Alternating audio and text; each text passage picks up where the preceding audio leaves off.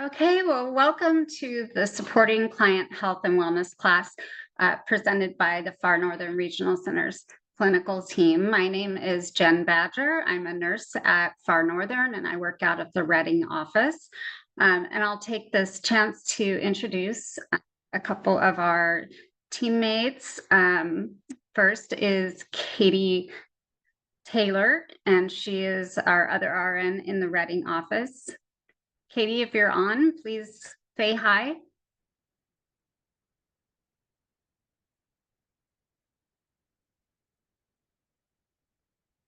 All right, well, it looks like Katie couldn't join us today, but also on the call today is Nellie Camarena, and she is our RN in the Chico office.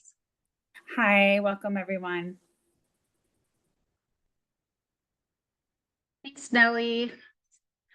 So without much ado, let's go ahead and just move forward to our presentation today because we have lots to talk about. Today we're going to go over thermoregulation and preventing heat-related illness. And this is, I think, a great time to talk about this subject because we are fully into the heat of summer. And it's only going to get more fun from here. So I know here in Reading, we're looking at about 105 today. I know that Chico gets about the same weather, and those lucky folks who live in higher elevations hopefully are going to get some cooler temperatures. But we all need to really be aware while we're out doing things in the summertime in the heat with clients that they can be more sensitive to heat, and we're going to just talk about some of the reasons why that is. So first we'll discuss what is thermoregulation, and then we'll go into the thermoregulation difficulties faced by individuals with developmental disabilities, and also heat-related illness, heat exhaustion, and heat stroke. And then at the end, if we have time, I hope we do, I'm going to show you some really cool resources on the heat.gov website.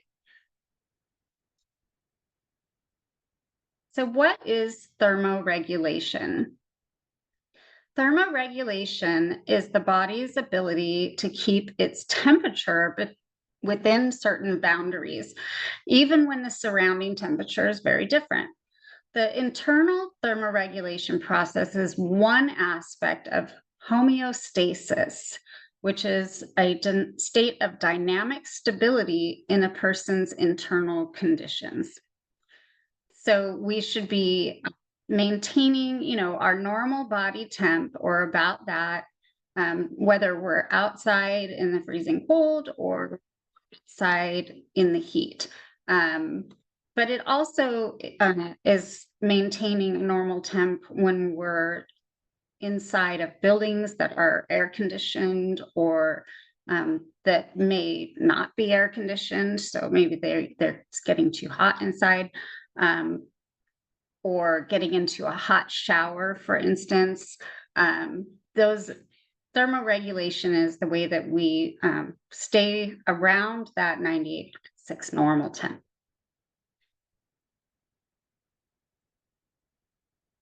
So core temperature, you may have heard the term core body temperature, and that's that ideal temperature for all of our internal organs to function.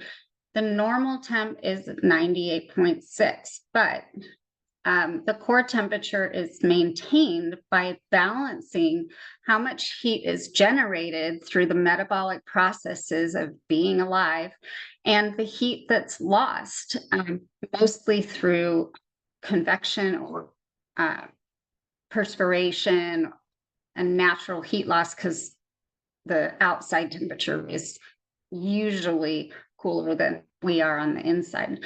The core temperature of a healthy human being should be between 97.7-ish and 99.5.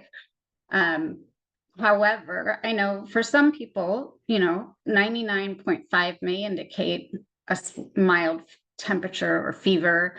And for other people, I know people who run even lower than 97.7 normally. So there is a little bit of fluctuation with those numbers, but that's just the average.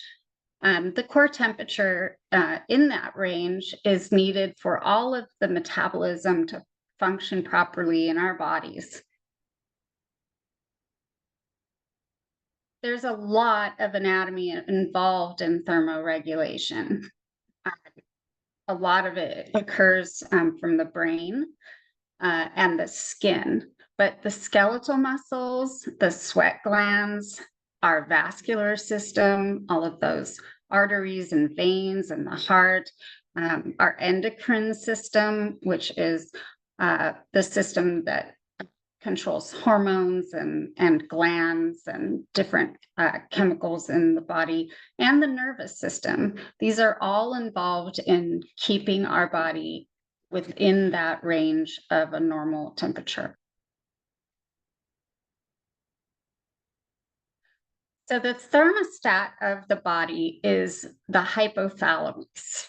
And it's this tiny organ that's very, very deep in the center of the brain. And I bet part of the reason why it's in the center of the brain is because it's very protected there. Because without a hypothalamus, we wouldn't be able to survive. It's the main link between the endocrine system and the nervous system. And it receives signals from other parts of the brain and the body, and it produces hormones that control all of the things you see on the slide: body temperature, heart rate, hunger, your mood, the release of hormones from all of your glands, your sex drive, your sleep and how restful your sleep is, and your thirst mechanism. All of these things are controlled, or at least partially controlled, by the hypothalamus.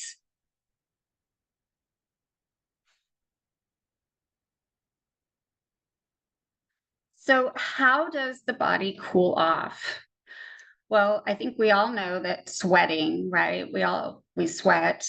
And the way that cools you is when the surface of your skin is wet or damp, airflow against the skin creates a cooling effect. And that in turn cools down your whole body. Vasodilation, which, if you don't know what that is when the smaller blood vessels or capillaries dilate closer to the surface of the skin. And that's a way of cooling off by getting blood that's too warm toward the surface.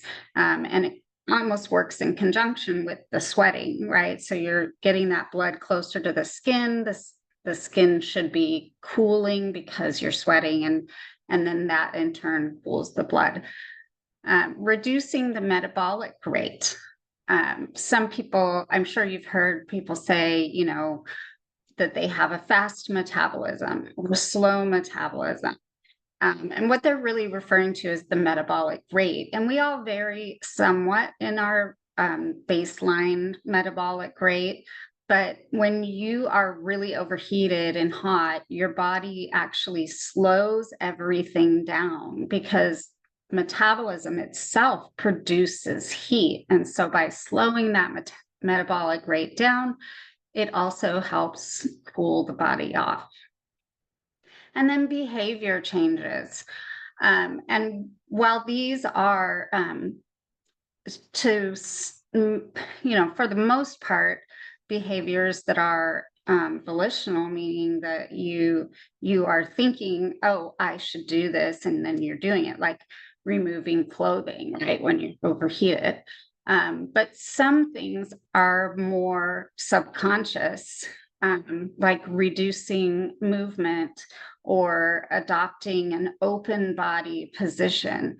And what that means is, like, if you're really, really hot, you might like just spread yourself kind of out. You don't want your arms up against your sides where they're going to hold in that sweat and that heat. you're kind of spreading your arms out and stretching out your legs and allowing more airflow to cool the sweat that's on your body and allowing more surface area of your body to be able to be cooled by air.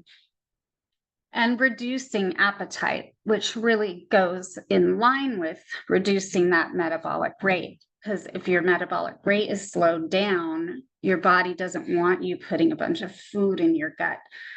If you eat a bunch of food, it's going to force your GI tract to be more active. It's going to force metabolism to occur, and that's going to warm you up. So when you're really hot, you'll find that you're not really that hungry. You don't really want to eat as much. You might not even realize the reason why is because you're actually getting overheated. So how does the body warm up? So a lot of this is just the opposite of how we cool off, right? We vasoconstrict. So that means that the capillaries and blood vessels are going to become smaller, and the blood is going to be more centralized. Also increasing that metabolic rate. So when you increase metabolic rate, everything is moving a little faster and functioning a little faster. And thinking about like a runner, the faster they're running, the hotter they're going to get, right? So the body's thinking, well, if I'm running faster, if I'm, increasing this metabolism, I'm going to produce more heat, and that's how I'm going to warm myself up. Goosebumps, also called piloerection. This is a cool picture, a little close up. We've all had goosebumps before, right? And that is just your skin's way of creating kind of an air buffer, if you will. It's all of the hairs are standing up, and therefore the air that's between or among all those hairs is kind of held closer to the body where it can stay warm, and it causes like an insulating effect. Skeletal muscle contraction. If you just think of the last time that you were really, really cold, and one of the things that you might have felt is like tension in your muscles without even thinking about it. Or maybe you were thinking about it. And, we tend to, when we're really cold, hold ourselves tighter, kind of just tensed. And that muscle contraction is also an effort on your body's part to get yourself warmer. Shivering, which seems like it's the same as muscle contraction, but it's different. So muscle contraction being large muscles contracting and sort of overall tension. Shivering is a shaking, where that shaking is meant to produce heat. As you can imagine, if your muscles are all contracted and you're shivering and shaking and your metabolic rate is high, you're probably going to be burning through calories and burning through sugars and things to keep that going, to keep producing more warmth. Some behavior changes that we make when we're cold. We increase movements. Now we're going to move around. We're going to get the body moving because we know that increases the heat in the body. Adopting a closed body position. You may be someone who likes to, pull your knees up and be like kind of curled up, or, especially if you're curled up under a blanket, right? That's how we get warm. And you're just decreasing that surface area of the body that is being exposed to air, and which we know, subconsciously is cooling. So we want to make sure that we're kind of closing that up and making ourselves small and tight so we can hold heat in. Adding clothing. We can layer it on if you're cold, and it does really help. And then increasing appetite. Definitely, the more you can eat, and especially if it's something nice and hot and warm, it's going to help warm you up, and it's going to help feed that increased metabolic rate that you have because you're cold.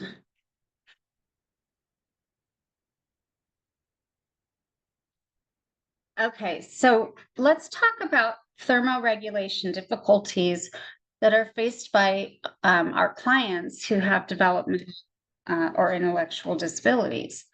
And these include sensory processing, impaired communication and self-advocacy, limited mobility or physical impairments, underlying medical conditions, and medications and side effects.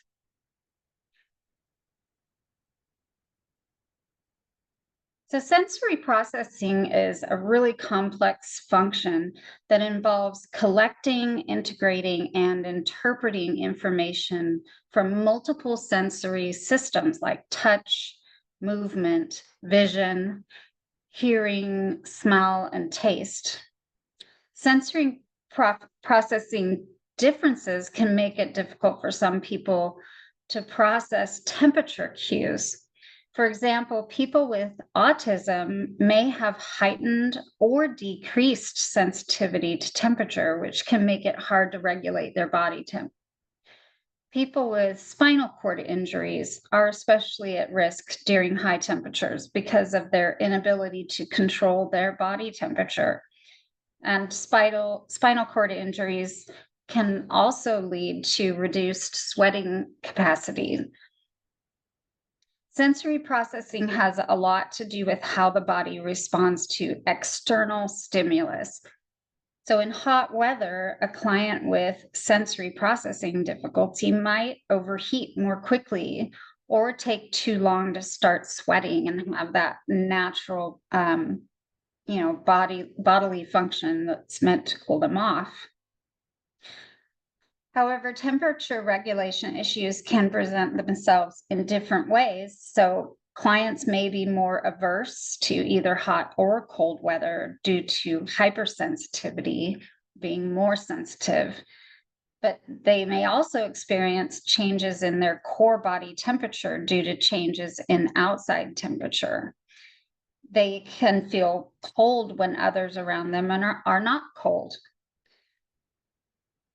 There's the reverse too. So there's hyposensitivity or low sensitivity, and that can lead to temperature regulation issues as well, where some people may not feel the temperature differences in their bodies or in the weather.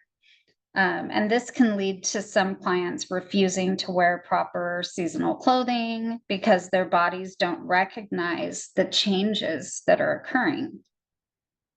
Some common indicators of temperature regulation issues include extreme reactions to temperature changes, such as excessive sweating or shivering, resistance to wearing weather-appropriate clothing, or an inability to express discomfort verbally. Also, their behavior may change. They may not like the way clothing or sweat feels on their skin. Their body may prefer the cold, or they may prefer to be where it's warm. So consider that if you are too warm or too cold, it leads to discomfort. This is true of your clients as well. And while some may be able to communicate this discomfort to you through words, others may be telling you in other ways if they're unable to speak. This can lead to us having to react differently for them regarding warm weather, air conditioning, or anything else that affects temperature. To support temperature regulation, it's really important to provide comfortable clothing options, access to cooling or warming tools, and spaces where individuals can easily regulate their proximity to heat or cold sources. This proactive approach helps minimize sensory challenges related to temperature and could, and would, I would think, make that person much happier if they're comfortable, right? Because we all get pretty grumpy when we're uncomfortable.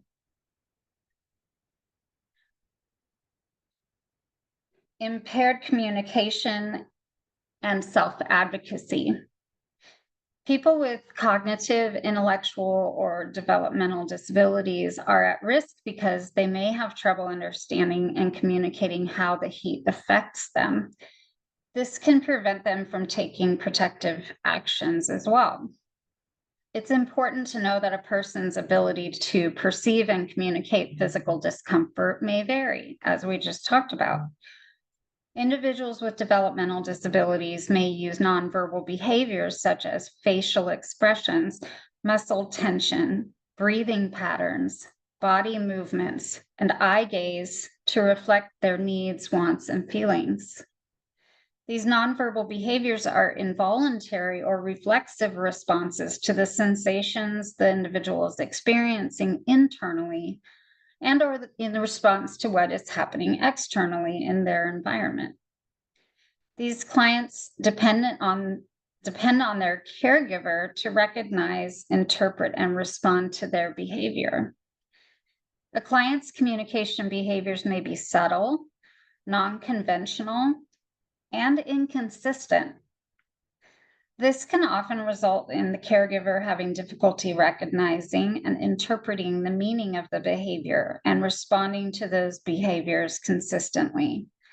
In addition, the individual may develop challenging behaviors such as self-injury or self-stimming behaviors or withdrawal and isolation. High staff turnover or the use of minimal staffing can lead to missed communication and individuals progressing to heat-related illness that could have been prevented.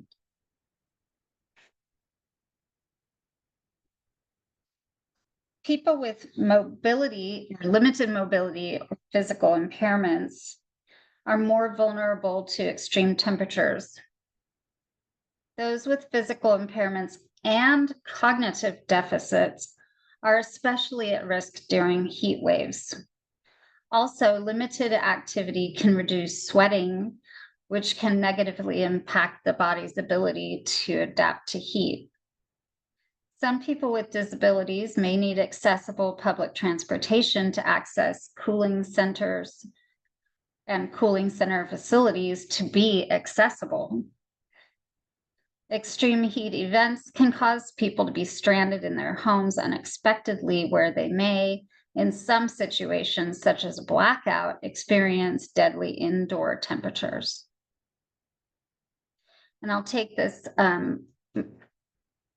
as an opportunity just to remind people that if our clients are living with PG&E for their electrical service and they're dependent on medical devices that require electricity, please remind them to contact their service coordinator to discuss ways that they can prevent having to be without their needed equipment in the case of a public safety power shut off, which we know happens sometimes with just high temps, but usually when there's high wind events, and particularly high wind events in the summer. Also, you may want to just remind all of your staff, your peers that you work with, if they're taking clients on outings, to please not leave clients sitting in the car. Even if just running into the store for a second, it's very, very dangerous, right? So we're talking about impaired thermoregulation, and it's just as dangerous for someone who is an adult who has impaired thermoregulation to sit in a hot car as it would be for a small infant. And it's just not okay to be leaving people in their car while staff is running in to do an errand or to, buy a soda or whatever the case may be. Take clients with you, please. I know it's more work and it takes more time, but it's really, really important to protect their life and safety.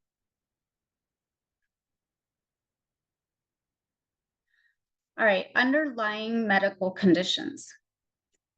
Certain developmental disabilities, such as Down syndrome, can be associated with underlying health conditions that affect thermoregulation, such as thyroid dysfunction or heart conditions.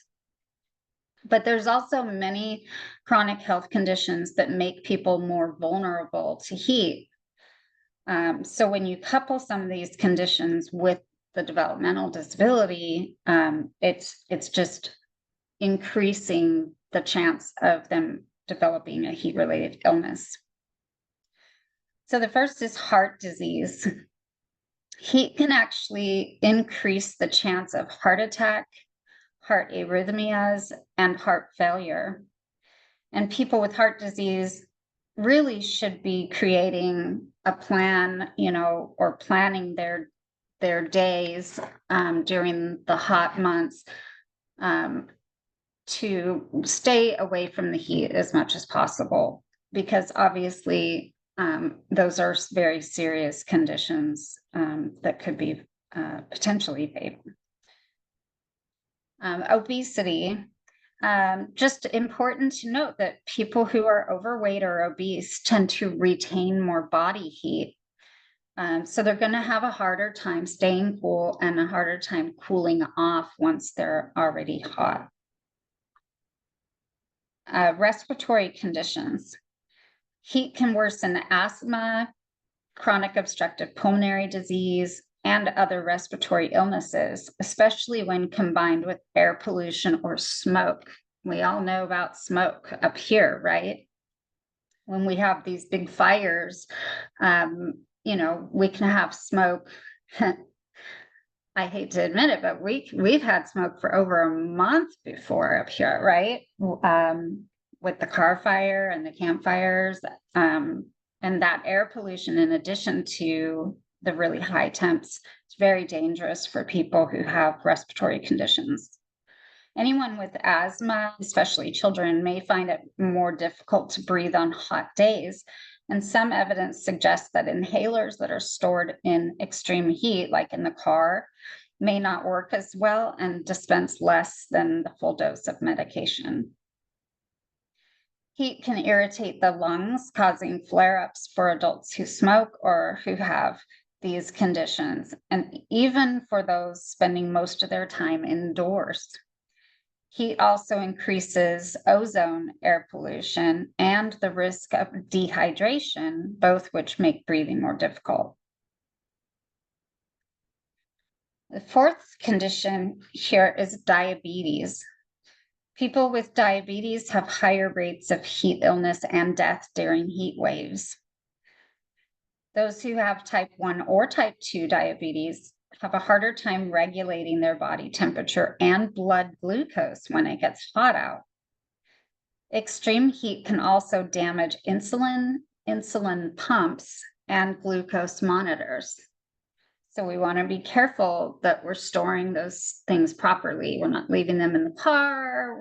We don't have them in a go bag sitting in the sun. That can damage those devices. And then of course, insulin needs to be refrigerated, or most types do. Migraines. Dehydration, excessive heat, and brightness can trigger migraines. So if your clients have a history of migraines, just keep that in mind. Fibromyalgia. People who have fibromyalgia can react very strongly to heat, and along with pressure and sound and light. So that's important to know if you have clients that have fibromyalgia. Rosacea, which is a skin condition. High temperatures and ultraviolet rays are common triggers for rosacea, which can cause the skin to flush and be hypersensitive. Sweating is one of the body's best tools for regulating body temperature, but it can lead to dehydration, which is a major culprit in heat-related illness. A disruption to the balance of water and electrolytes can trigger headaches. It can cause elevated blood glucose levels and reduce kidney function and blood pressure. Research is finding that exposure to heat over time, or even a few months, like every summer here, right, can cause long-term damage to the human body and maybe even increase the likelihood of developing some chronic conditions such as kidney disease or respiratory disease later in life. Heat may also influence symptom severity in people with mood disorders and schizophrenia. On extreme heat days, ER visits for mental health diagnoses increase, and specifically for people with substance use disorders, anxiety and stress disorders, mood disorders, schizophrenia, and self-harm. One way that heat disturbs mental health is by interrupting sleep. There's also strong evidence, just as an unrelated fact that I thought was interesting, there's really strong evidence that there's more instances of suicide, homicide, and violent crime on extremely hot days.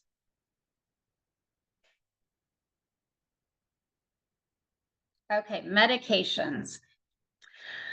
So some drugs, including anticholinergics, certain ACE inhibitors, diuretics, beta blockers, antidepressants, antihistamines, stimulants, and antipsychotics, can increase the risk of heat stroke by interfering with the body's ability to regulate its temperature, fluid, and electrolytes. And these drugs, I put examples in the parentheses, but medications can reduce the thirst sensation. So people aren't going to get thirsty. They're not going to be hydrating, and they'll be losing water through sweating and not replacing it. Interference with central thermal regulation. So that's like your hypothalamus function and your endocrine function. Impaired sweating. So particularly the SSRIs, the SNRIs, tricyclic antidepressants, antipsychotics, and any anticholinergic agents like benztropine. These all impair the body's ability to sweat. Now, that doesn't mean all of the meds in each of these groups does that, but a lot of them do. And so that's going to, greatly inhibit the body's ability to cool down. Some meds cause volume depletion, meaning blood volume, hypotension or low blood pressure, and or reduced cardiac output. Basically, all of those things have to do with dehydration and vasodilation. And so this can increase the risk of fainting and falls and potentially reduced blood flow to the kidneys, causing kidney injury. And it also can occur with non-steroid anti-inflammatory drugs, such as ibuprofen or Aleve. Continuing on with medications, reduced blood vessel dilation and impaired ability to dissipate heat. So some medications cause vasodilation, but aspirin, beta blockers, and clopidogrel, which is Plavix, these all actually reduce the body's ability to dilate blood vessels to cool off, kind of like anticholinergics do. Drug toxicity from reduced clearance of medications. So this is in individuals who get dehydrated. So any medications that have a narrow, very specific range that they're supposed to be in, or if if there's too much of that drug in the blood, then it bumps people into the toxic range. And if they're in the toxic range, then they can suffer organ damage, which usually is either the kidneys or the liver, right? So here examples listed are apixaban, carbamazepine, and lithium. These are, you'll know if your client is on a medication that has a narrow therapeutic index if they have to routinely, like every 6 months or so, get lab work to check the level of those drugs, then that usually means that it's one that they have to be very careful with, because if they get dehydrated, then you have the same amount of medication, but less blood volume. And so it's stronger. It's like if you put a teaspoon of salt into 32 ounces of water, you're going to taste it. It's going to be salty, but you might be able to drink it. Maybe not a teaspoon, quarter of a teaspoon. If you put that same amount in 16 ounces of water, you're not going to be able to, right? It's going to be way too strong. It's going to have too much salt for the volume. So that's kind of how that works. Electrolyte imbalances can occur as well. There's a lot of medications that can cause this. Probably the most dangerous is diuretics, and diuretics actually cause people to urinate more. The idea is to reduce excess fluid volume, like swelling in the legs or high blood pressure. But unfortunately, along with the water that people are urinating, they're also losing some electrolytes. And then you couple that with sweating, and you can actually have way too much water that's being removed from the body, right? Beta blockers can cause electrolyte imbalances. Calcium channel blockers, which are those are both blood pressure medicines. Certain antacids, laxatives cause electrolyte imbalance. You have to be very careful with those. Lithium, and then trimethoprim sulfamethoxazole is an antibiotic, otherwise known as Bactrim. And then the last is sedation or cognitive impairment, which increases the risk of falls and also reduces your thirst sensation and some of those protective measures or things that you might be doing to help keep yourself cool. And here we have listed any, sedating medications, right? Opiates, benzos, antipsychotics. Okay, so let's talk about heat-related illness, heat exhaustion, and heat stroke. So there are basically 5 types of heat-related illnesses. One is just a heat rash.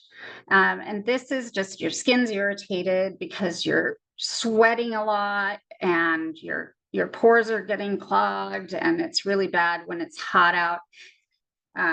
It says humid because humidity makes everything worse than the heat, but the only time we really feel that here is when we have like a summer storm come in, right? And then, all of a sudden you're like, oh my gosh, it's muggy out. And, that's kind of our little taste of humidity. Otherwise, it's very dry in our area. But any increased humidity and heat is going to put people at risk for a heat rash.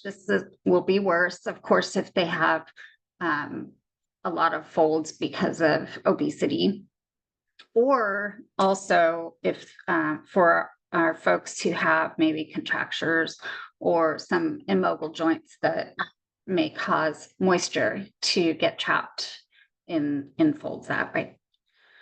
Heat cramps.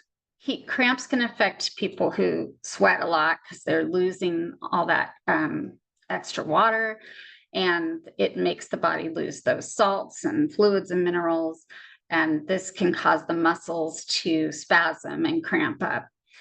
And especially to, remember that it's not just drinking water. You have to try and increase those electrolytes as well. So, it could be Gatorade or Pedialyte for people who are diabetic or sensitive to sugar. There's lots of no sugar options out there, but getting some fluids that have some electrolytes in them is going to be really important for preventing muscle cramps.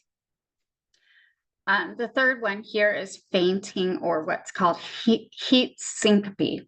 So people who stand for long periods or suddenly get up from a sitting position when they're overheated may get really dizzy and may even pass out, right? And in the absence of being overheated, we call this orthostatic hypotension, right? Every once in a while, we all do that, I think, where we stand up and get really dizzy and you're like, whoa, stood up too fast.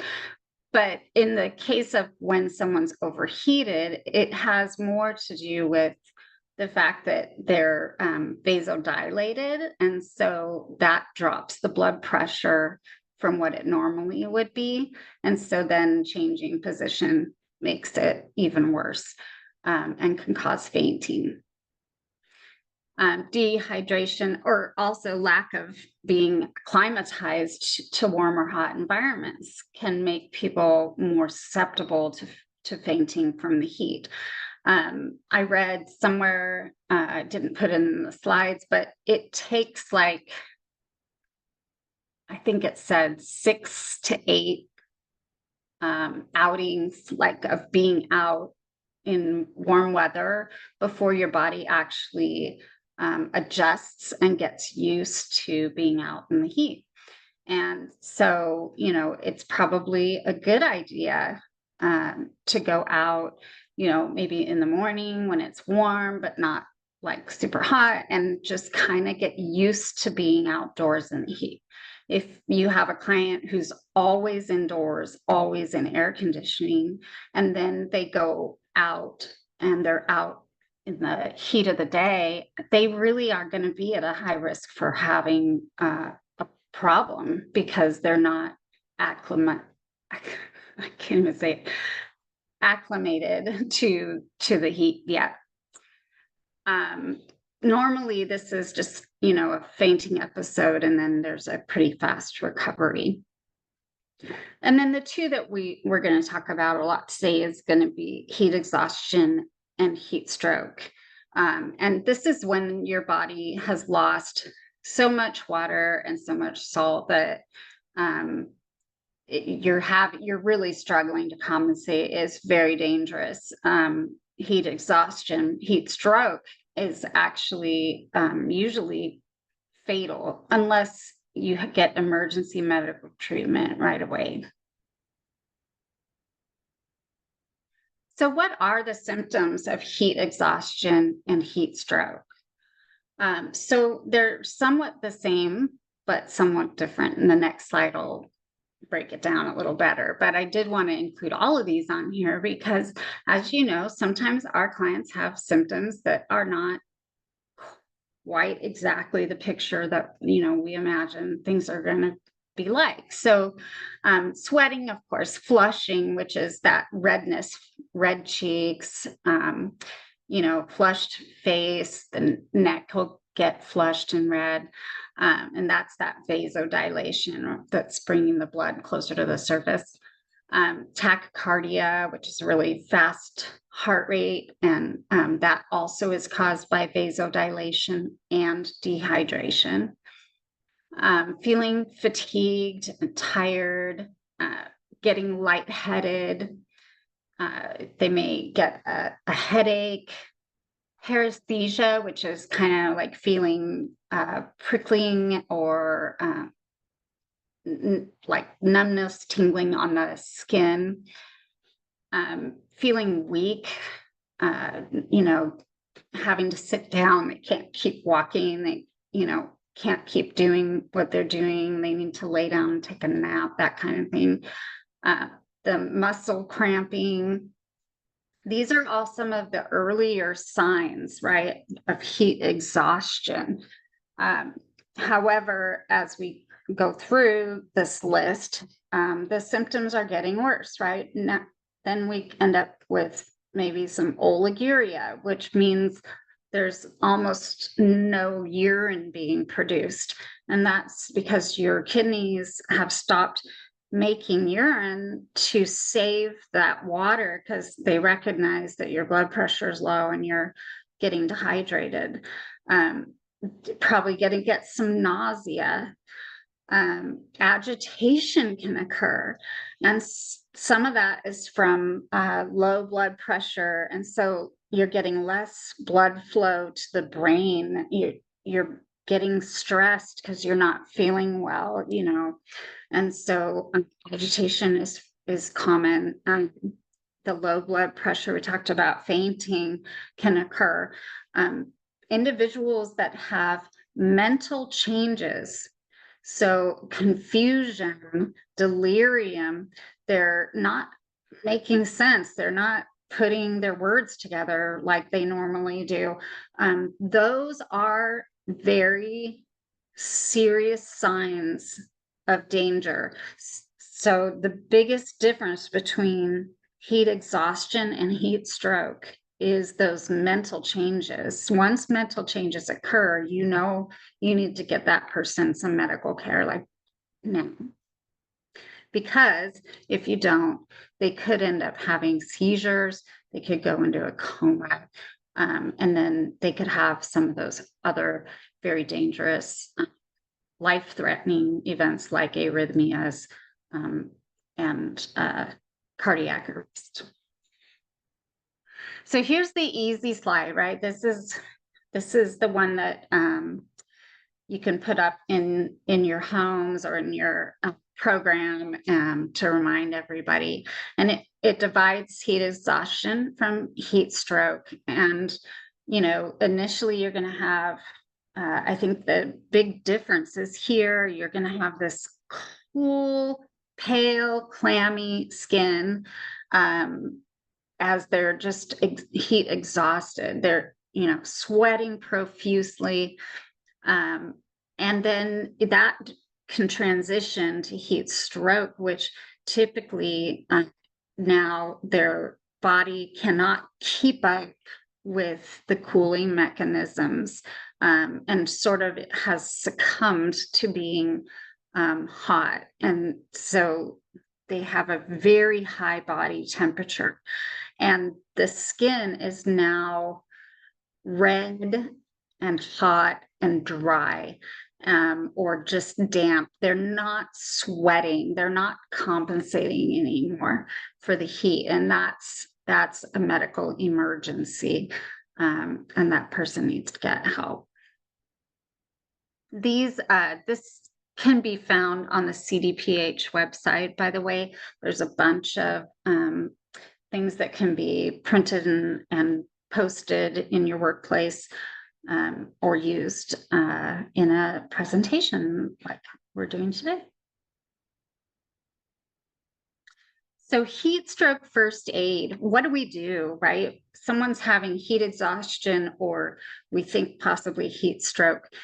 You need to get that person out of the heat and into a cool place, even if it means just creating shade over them where they are laying down. Get them laying down, get their head down, elevate their feet, and that's going to help with that blood flow to the vital organs and the brain. Take off tight clothing, get some air on their skin. You fan them. If you have an electric fan, great. If not, use something to fan them, because that is going to bring their temperature down. Apply cold compresses to the skin.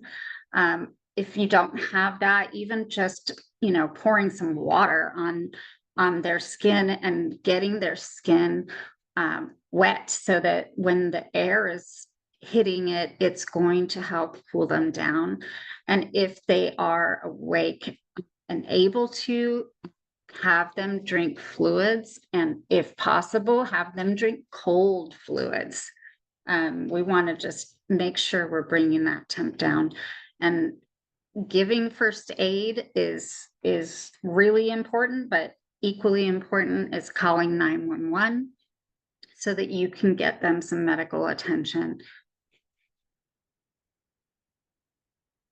Here's some pictures I found of different cooling measures for people who are having heat exhaustion. Um, this guy is helping this lady here, giving her something cold to drink. She's laying down. She's still in the bright sun though, so he's trying though.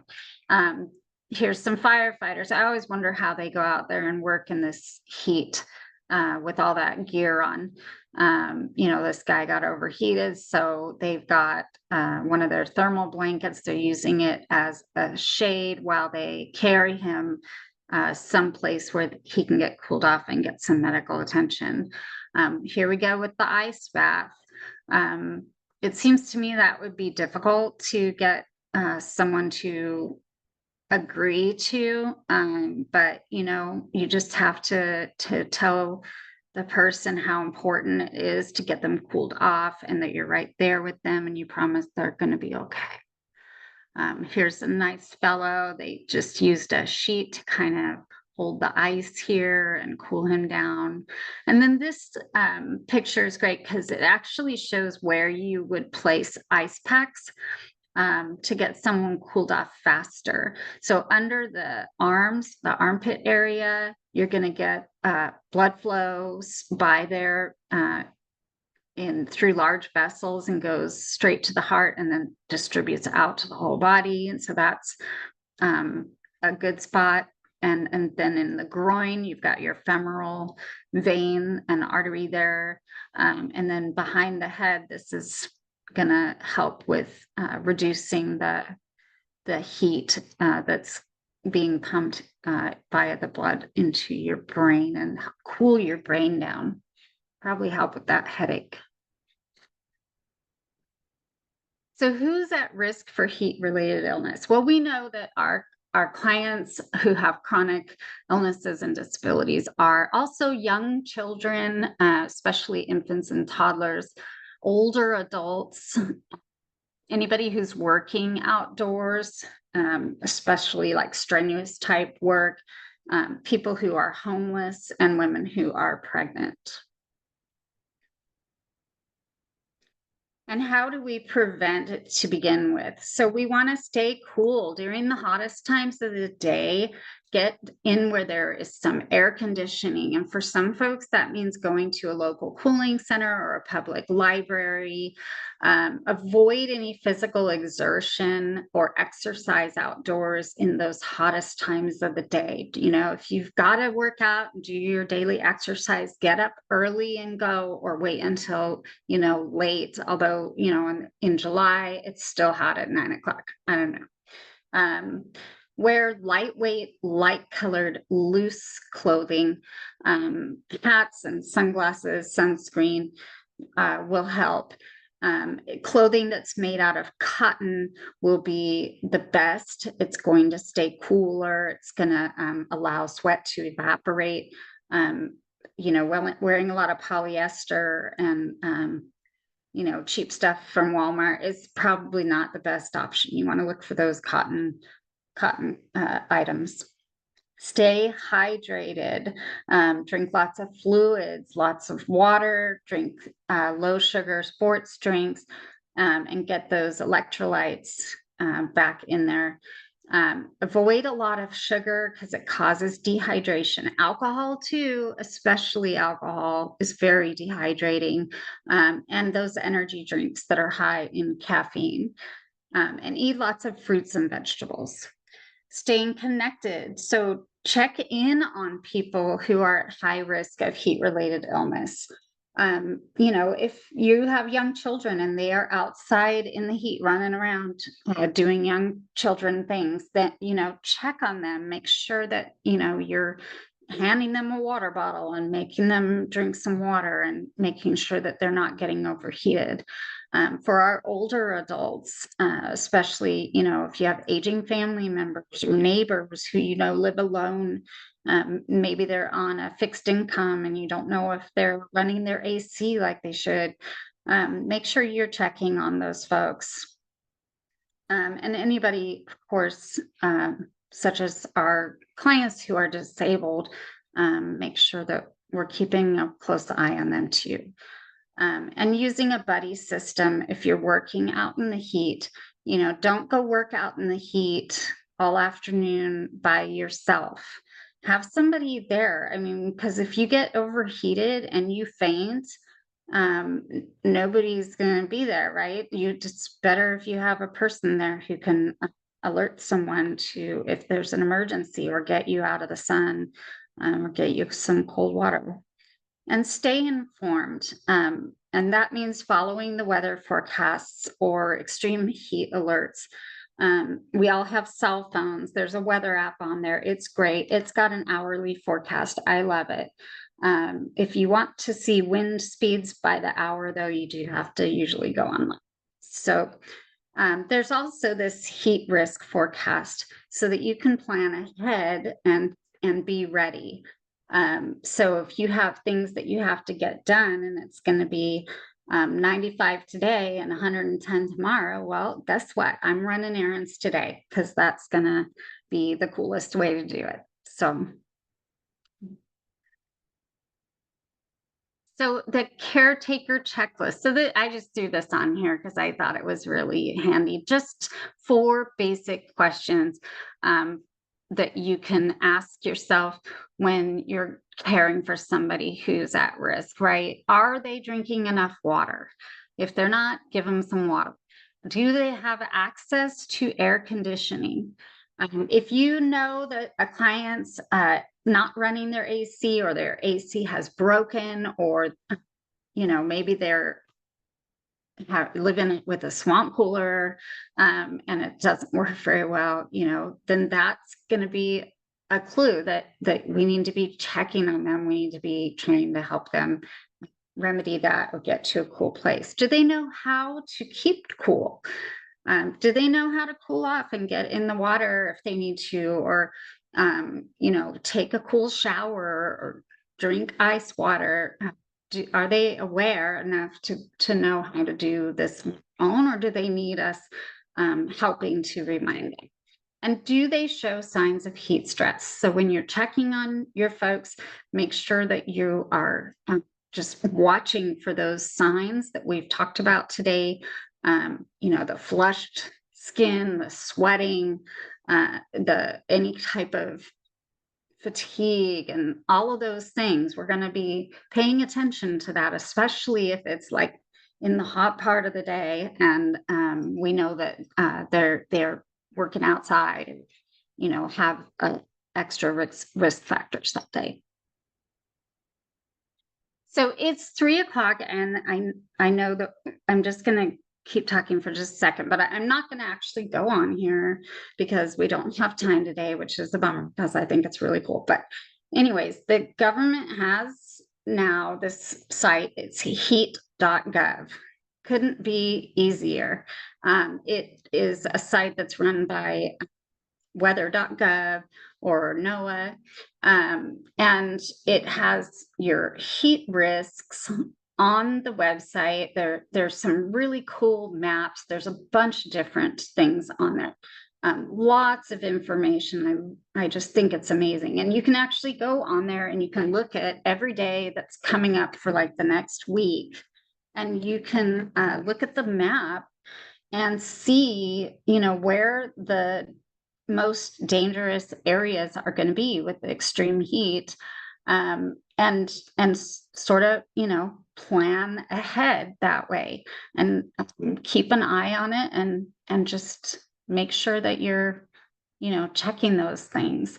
Don't plan a lake day without checking to make sure, that it's not going to be, 115, right? Let's plan our lake day when it's, more like closer to today with 100, right? So just stay informed and stay safe. Stay safe. Okay, so we don't really have time for questions, but if you have questions, I'm more than happy to answer them. Also at the bottom half of the screen, you can see it is the link to our survey that I mentioned earlier. We would love to hear what topics you guys would like to learn about in the coming year.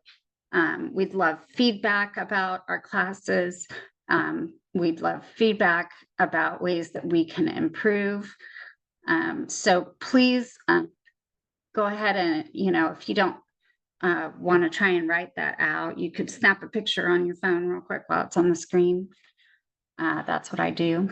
And go on there and check it out and let us know what you think. And with that, I'm going to go ahead and stop recording.